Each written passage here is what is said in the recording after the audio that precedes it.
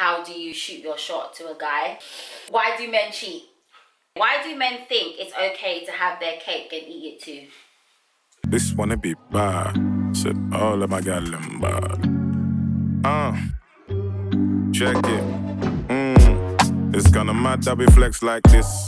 Anywhere we go, you see us flex like that. Hi guys, welcome back to my channel. I have a special guest with me today. If you guys didn't already know, this is my brother Malachi. He's actually my younger brother, although he's 6'5" and I'm 5'2". I don't know what's going on there. So the younger brother, but the bigger brother. Yes, the younger brother, but the bigger brother. He's actually like a big brother, even though he's younger than me. How old are you again? I'm 28 now. He's 28. Wow, you're gonna be 30. 2 years. What? I used to change this boy's nappies, you know. I thought that it would be a good idea actually to do a video with my brother Malachi, because if you guys follow me on Twitter, I might have tweeted this, or maybe even on my Instagram stories I might have just said it because I was just so happy. I shared that my brother recently got engaged. Woo woo! Tell him. I made it. So yeah, I thought that it would be great for me to kind of do a video where I can like talk to him about men and relationships. I have actually spoken to Malachi maybe on a couple of occasions about men stuff, like ask him for his opinion about men stuff. But I don't do it a lot because there's not really anyone to talk about. At the moment. And he gives really good advice, especially in this generation, for a 28-year-old guy, young man, to be in the position to want to get married and to find someone and to be serious. I feel like a lot of my friends who are in the dating scene kind of always complain that guys aren't serious, no one wants to get married, everyone just wants to like just do things and go about their business, they just want to link up, have fun. Like, is there even any serious guys out there? I would like to see it. Do I have lipstick on my teeth? What? No, yeah. So I find it quite, you know, interesting for me to have a brother who is 28, recently engaged, very level-headed. He's a Christian as well, so we can talk about things from that aspect as well. And on my Instagram stories and also on here, I ask you guys to send me any questions you might have, to get answers from a guy's perspective, or any dilemmas you might have. I'm gonna try and get through as many questions as possible because there was quite a few. And I have my own questions as well that I want to ask you. And there's been a few dilemmas, but I don't know. We might have to do this video in 2 parts and do the dilemmas like in another video and just answer the questions, but we'll see, because I don't want the video to be too long, you know what I'm saying? So yeah, let's get into this video. You gonna spill the tea? Yes, sir. I feel like a lot of guys want to wait till they're like 35 or something to get married and start having kids, but you as a young 28-year-old, what made you feel like, yeah, I'm ready for this? What I would say is, it was more to do with the other person. Growing up, I came from a broken home, as you know. And so the idea of marriage, even though, you know, I'm African and we're Christians, we're quite traditional in our culture when it comes to love and building a new family and all that kind of stuff. I never really had good examples. So growing up, I wasn't that ecstatic about, okay, one day I'm gonna get married. It wasn't necessarily like a big dream of mine. So even when I hit my 20s, I thought about it because, you know, I was growing up and I guess I had friends that were doing the same thing. But it wasn't my main concern. But when I met Tolu, my fiance, she's the one that made being married a dream, me wanting to be with someone for life, pretty much. And so I would say she naturally matured me as a 28-year-old to say that, okay, you know what, even though I'm in my 20s and even though I might be deemed young by other people, I'm actually fine to not be single anymore and just be married. Everybody say yeah! Yeah! Did you ever feel like, oh, I still want to date around, I still want to, what is it that guys do, is sow their wild oats or something, where they just go around? So I feel like a lot of guys want to just, I don't know, sleep with loads of women and date as many women as possible before they like settle down. Do you know what I mean? Listen, let me say now that I agree, men are trash. I'm speaking from my own kind that we try to put on this macho, manly bravado in the world, but really we're immature. And I guess I understand, because most of us, or many of us, unfortunately are from broken homes. We just didn't have great examples growing up, so we don't really know how to love a woman or how to treat a woman like queens. But yes, I'm a man too, and so at one point, you know, when my sexual drive opened up and I just started seeing women as these beautiful creatures that needed to be conquered. That at a time this needed to be experienced, needed to be enjoyed. So I had those thoughts too, of course. And there's so many women. So there's so many beautiful women, so many intelligent women, so many fun women. But I think when you find one that just satisfies you, not to say she's an object, not to say that everything about her is just for your enjoyment. But when you can walk, talk, hear, experience life with someone and really like, you're not really looking at a woman the same way because this one actually makes you happy. I don't need to look anymore. Period. Nothing else to say, like, period. I might find another woman that's taller, I might find another woman that's educated, but those things don't even matter because this is the woman that makes me feel happy, like completely. So period. That's what took me out of that toxic bubble that I guess men have. That and my faith, I would say, being a Christian, it did teach me a lot about being one-on-one with someone, becoming one actually. But even as a Christian, we still have those kind of thoughts anyway about, you know, there's that woman's beautiful, that and the third. But now Tolly's the one that made all sense to me, so I kind of just stopped with the other stuff. How did you know that she was the one? I'm gonna marry this girl, I'm gonna propose. What was it? Okay, I'll answer it in two parts. One being her being the one, and then her being the one I should actually marry and be engaged to. Listen, I'm not a mystic, so I don't necessarily believe in your love at first sight, and when God directs you to a woman, it's just clear. He that finds a wife. Yeah, you see what I'm saying?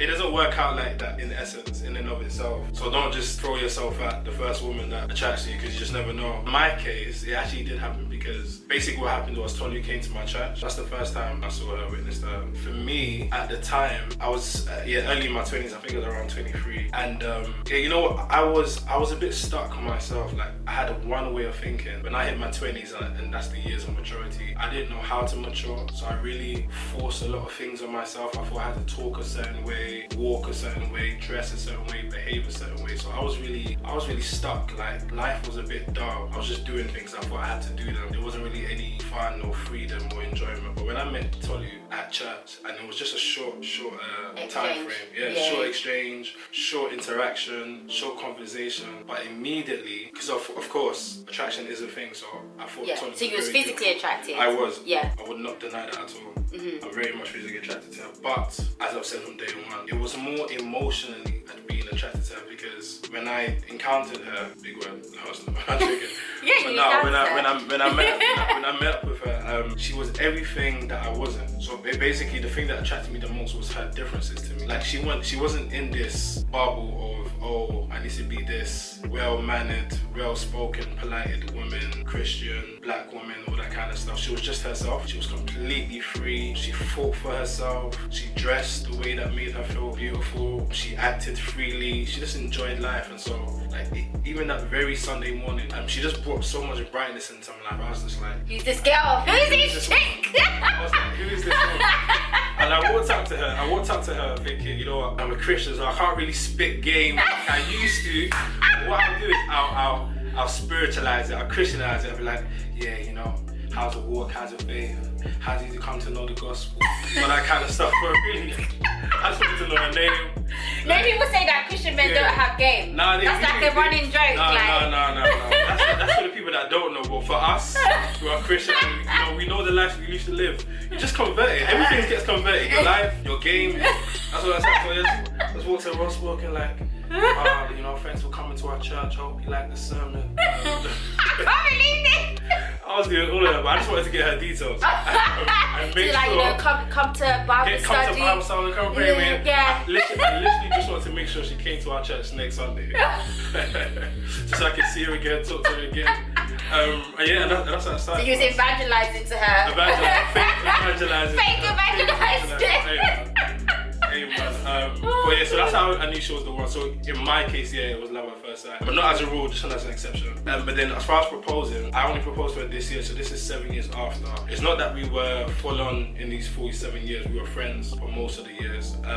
So you think that's important, like developing that friendship? Yeah, because you know, at the beginning, when we first got together, again, I wasn't too sure how to love this woman or how to, you know, mature with this woman, how to basically build this relationship. I didn't really have the teaching or the lessons, but basically just over time, both from my own mistakes and observing others and finally getting some counsel from those who are wiser and more experienced than I was. Friendship is everything. So yes, this woman was black, this woman was beautiful, this woman was intelligent, this woman was Christian, big thing. But I needed to learn how to be friends with her. So not be so romantic, not be so affectionate and, you know, just basically making everything everything seemed magical. I needed to know how to appreciate her, how to be friends with her, how to joke with her, how to laugh with her, how to encourage her. And so yeah, it took me a while to learn that, and eventually, which is pretty much just at the beginning of last year, 2019, when we basically took the next step, that's when I was just really like, it's time to marry this woman. Like, I know her now, I've studied her book, I've settled down with that kind of honeymoon feelings of excitement and happiness, and we went through some different life experiences that had us going up and down, out and in as well. And eventually, I just knew that this woman was literally my best friend.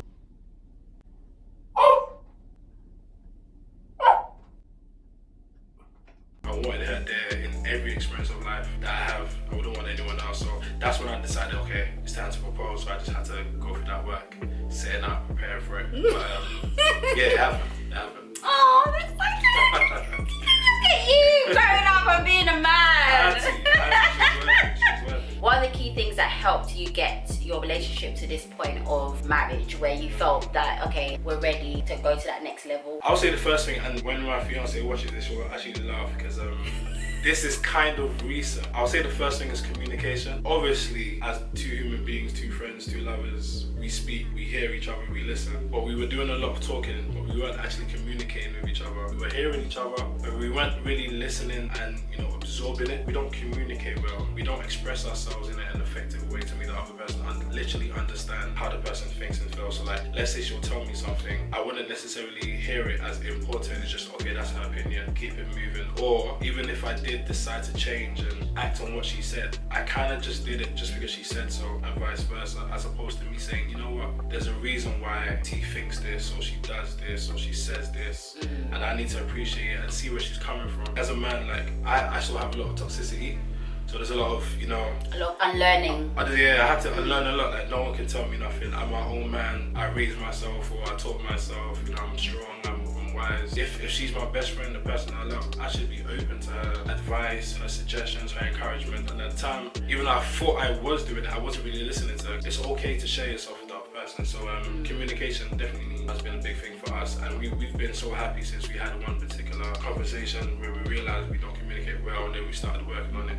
And honestly, our happiness has been above and beyond now, honestly. Like, so that's the first thing. I'll just say probably just one more, just because of time, but just humility. And it's kind of along the same lines of what I was saying about communication, and I guess this is helped by us being Christian. Yes, I might have had some unfortunate life experiences and upbringing and all like those kind of things, but even if I was in the best of homes and I had the best of examples with my parents, or just like I had the best of influence, I honestly wouldn't know how to love this woman if God wasn't involved or part of it. I just wouldn't know how to do them, because being a Christian means I'm selfless. I learned how to sacrifice, and so that's a big thing for sure. And what it's taught me is just humility. When you're a toxic man, you just feel like you have to be prideful and strong and in the lead and in charge. At first I thought this way. After, I just realized I don't want to be able to tell my fiance to do something and she just does it. Like, I don't want that. I don't want to be in control of every single detail. I want it to be free. So I want to be humble now. Instead of me telling her to do this or say this or think this, it's just, no, be yourself. Be yourself. I love you as you are. I appreciate you, the woman that you already are. If there's things that I can help improve on, of course I'll do that. And you can do the same thing for me. In fact, I do feel like women always contain a lot of wisdom anyway. So when we say strong black women, it's mentally as well, and emotionally they're very strong. And I need to be humble to experience all of that. So I would say humility was a big thing for us as well. Okay guys, so I'm gonna go into the questions that you guys sent me to ask my brother, and he's gonna be giving his honest opinion, unfiltered, blunt, because I feel like sometimes us girls, we think what we want to think. Like, a guy will say something and we'll make up a whole different other thing in our heads. So I feel like we need to learn as women to just take what a man says for what he says. All right, let's get into these questions. The most obvious one, I think every woman wants to know this and continue to ask this for decades and decades. Why do men cheat? Black men don't cheat. I beg to differ. Men cheat because they don't appreciate women. They don't know what a woman is. Women are just seen as beautiful objects, and so you really want to experience as many as possible. It's not necessarily about the relationship, it's just about the experience. Having basically everything a woman can offer, physically speaking, something never satisfies you, you're left feeling empty afterwards, so you just move on to the next thing because they don't actually know that actually women have much more to give than just their bodies. And so because of that, they really just, it's like they're eating poor food, just trash calories, trash nutrients. And so they keep thinking the only way I can satisfy this and get a proper meal is by having 10 women, or then they go on to 20, then 100s if you know. These are like serial cheaters. Yeah, that's what they do. And again, I mean, you can understand it from, not to say it's an excuse, but again, if you never had good examples, you have to be taught how to love. Even for me, it was a bit harder to be a cheater or to be an unfaithful man, just because like, raw, I kind of know that women are much more than this. Like, my sisters are much more than this. Why am I treating other women like that? But some people didn't have that. But some guys, like, they have sisters and they still move trash. That whole thing of, oh, what if it was your sister? Like, I feel like you don't have to have sisters or a daughter to understand how to treat women and how to appreciate women. All these women that you're womenizing and cheating on, that's someone's daughter, that's someone's sister. Do you know what I mean? So yeah, I mean, even in answering this question, you can't really find the answer for why men cheat. Men cheat because they want to. Yeah, I feel like that's just the bottom line. Yeah, if a guy cheats, he cheats because he wants to. Yeah. I mean, whatever the underlying root is, it might be different for each guy. It's a choice. It's something that you've decided to do for whatever reason. I don't think there's ever really a good reason for cheating. No, never. Like, so I mean, so even if you understand the reasons why, the underlying issues, as Amina said, at the end of the day, it's still a choice. Yeah. And even what I said before about being unsatisfied, so you keep on going. You can stop yourself, but men don't. I mean, to be honest, men are trash. Honestly. I'm a man and I can't really vouch for all of us. Some of us eventually learn how to break from that cycle, and the thing is, we all can break from that cycle, but you have to want to. Yes. And if you don't want to, you're gonna stay stuck. Cheating. Yeah, literally. It's a choice. It's a mental thing. Yeah. If you decide in your mind that you don't want to be that guy that cheats, then you just won't be that guy that cheats. Absolutely. Like, even when the temptation is there, you know that you've made the decision. The same way guys can decide that, oh, I want to go gym, I want to get ripped, I want to have this body shape. Why can't you apply that same discipline and decide that you are going to be a good person, you're going to be a good man to this good woman and appreciate her? Y'all gotta do better. Nah, they do. I mean, you can say it's influence as well, because just most men do it, so you're just influenced by your friends and all that kind of stuff. I completely agree with you. Do you think all men cheat? Do you think all men at some point cheat? All men can be cheaters. But not all men cheat. Not all men, but when I say all men, I'm not talking about 50-50, I'm talking about like, there's 5% of us. Actually, even when I say us, so I haven't cheated on my fiance, and God willing, I never will. I don't even want to. So by the grace of God. By the grace of God, of course, because I know some people fall for the trap. Even I guess the best of men. But even when I say us, in one sense, I do agree that all men cheat. You know, at least 99%, because when we were younger, at least before we were. Oh, at some point in their lives. Okay, yeah. We never appreciate women as we should. But of course, as far as speaking about, you know, when you're adult, I would say there's a few of us, but hopefully we break the cycle. Yes, I feel like the next generation of men, like, that are raising young boys, young girls, if we can like start to instill different values and better values, should I say, in them, there might be a new generation of men being raised to do better, and then there won't be that whole thing of 90% of men cheat kind of thing. Do you know what I mean? We can change that percentage, you know, but that's if men now actually decide to change and be different. Do you know what I mean? Next one, how do you make your relationship last longer without any sexual intercourse? Good question. That's a good question. I mean, my short answer is friendship. Basically, yes, you're in a relationship with this woman. There's like the erotic, romantic part, the sexual part. And by the way, that part is not wrong. You know, God actually created us as sexual beings. So I should be physically attracted to a woman. I should even be excited about sex and, you know, bed. You know, obviously as a Christian, we know that the best time to express that love is in marriage. So obviously that tension is there, that temptation is there as well, which is why I think it's a good question, because it's natural for all of us. So yeah, the first thing I'll say is it's natural. Please don't be too hard on yourself by, you know, feeling these temptations and these urges. It's just part of it. But yeah, as I said, my answer is friendship, because basically when you separate the sexual parts of a relationship, you have friendship, and friendship allows you to appreciate that woman, or, you know, and vice versa, that man, in ways that are not sexual. In friendship, I get to enjoy my fiance's mind, just her thoughts. It can be simple things like, you know, the things that she does as far as in her free time, or our work ethic, all those kind of things. Yeah, the same way that you would enjoy the company of your friends. Exactly. You're not having intercourse with all your friends. Absolutely. So you don't think, right, I need to, you don't think, oh wait, I need to be intimate with my friend in order for us to really have a long friendship, relationship. Do you know what I mean? No, 100%. Yeah. 100%. Yeah. Just everything that sex isn't. And I think that's the beauty for me. Like, I've been celibate for 15 years, and the beauty for me I'm is so happy to say that. I'm happy to say that. To hear that, so. Yeah, because I'm not really trying to. Think about that stuff over here. Yeah, so like, I've been celibate for 15 years, and I think that's one of the beauties. So okay, go ahead.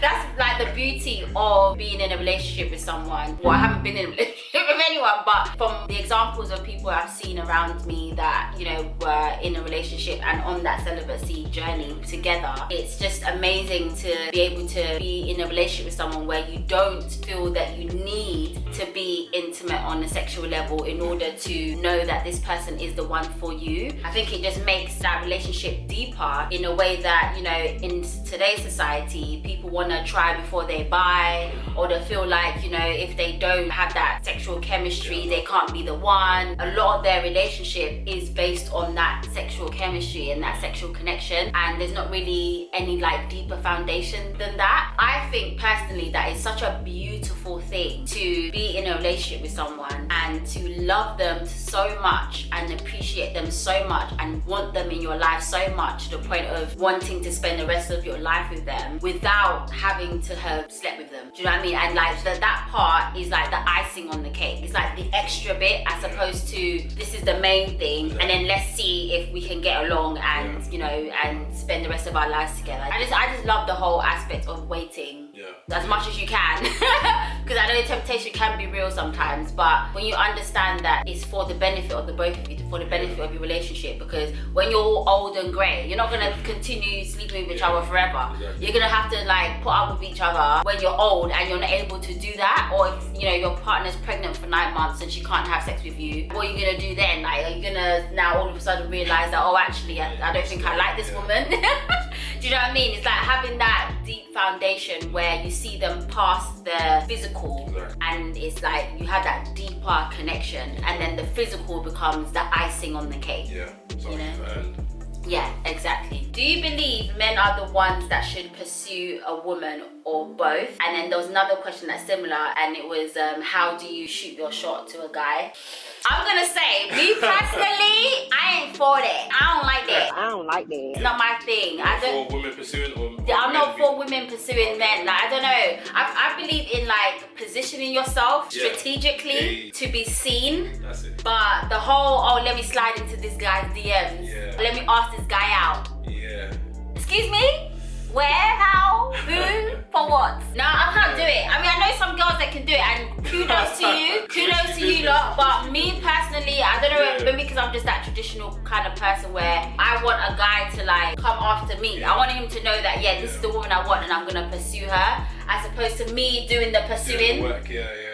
Listen, I don't know. So emotionally, my first answer is it's just men supposed to be in the pursuing, because I don't really want my sisters out there sliding in guys' DMs. Yeah, me man. You just. I say, or walking up to guys in an event. Guys will abuse they would mock it. That's the thing. I know an element of mine is pride. Because if one day no pride is bad though. Yeah, true. No pride is bad. There is an element of pride that, you know, like, I don't want you to wake up one day and be like, well, you moved to me anyway. I didn't even want your ass. Don't look at me like I owe you anything. You came to me. Are you normal? Are you normal? Are you normal? You can't come and tell me that. I'm sorry. No.